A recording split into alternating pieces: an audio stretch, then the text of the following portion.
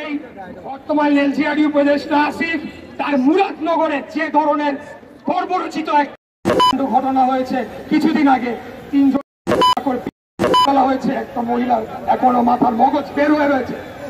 প্রথমে কি করলো, বিএনপির উপরে দায় চাপানোর চেষ্টা করলো, পরে দেখা গেল এই উপদেষ্টা বেটার আত্মীয় এদেরকে প্রশ্রয় দিচ্ছে যারা হয়েছে।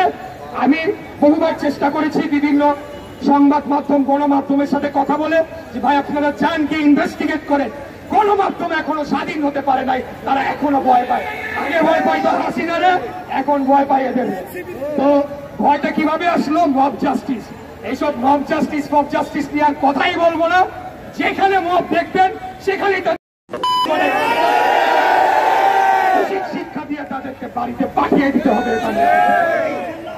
আর বক্তব্য দীর্ঘায়িত না করে সর্বদা আপনাদেরকে বলতে চাই, রাজনীতি করি বাংলাদেশের স্বাধীনতা, সার্বভৌমত্ব, ভারতের আগ্রাসন বিরোধী অন্য যে কোনো দেশ, সেটা পাকিস্তান হোক, আমেরিকা হোক, চায়না হোক, রাশিয়া হোক, আমরা থোড়াই কেয়ার করি। আমরা চাই সবার আগে বাংলাদেশ,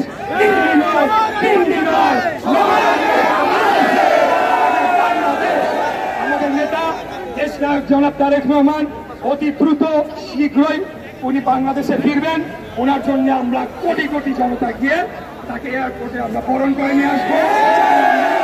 বাংলাদেশ পুনর্গঠনের যে রাজনীতি করছি সেটিতে আমরা মনোনিবেশ করেছি।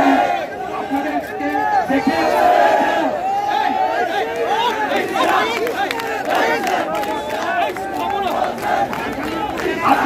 আপনাদেরকে দেখে সেই স্বৈরাচার আমলের কিছু স্লোগান মনে করলো, 2-1টা স্লোগান দিয়ে শেষ করে দিতে চাই।